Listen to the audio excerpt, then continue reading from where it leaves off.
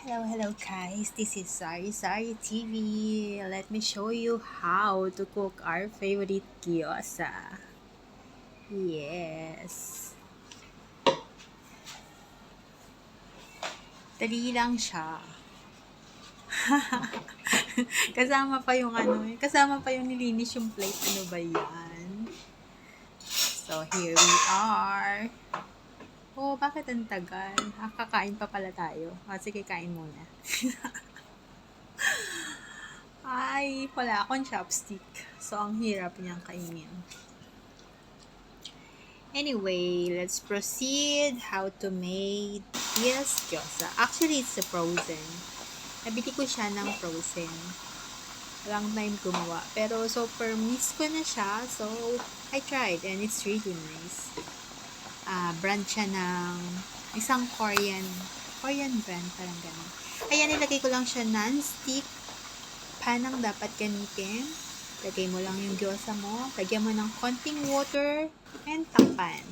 Kailangan medyo hindi talaga mawala yung alam mo yun, yung cover well cover, I mean. Ayan. Nung kumulo na siya, wala na yung water, nilagyan ko na siya ng konting oil.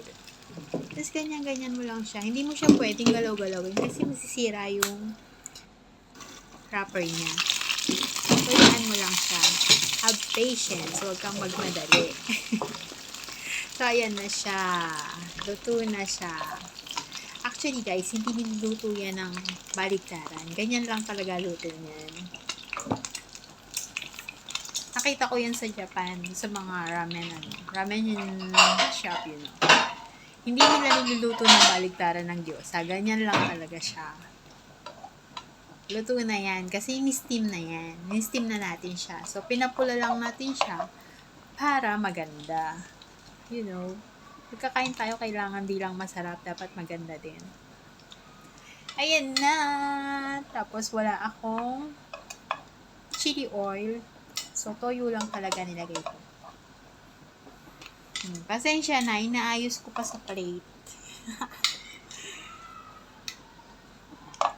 And then, ayan na. Sa dami niya, alam nyo, naubos siya.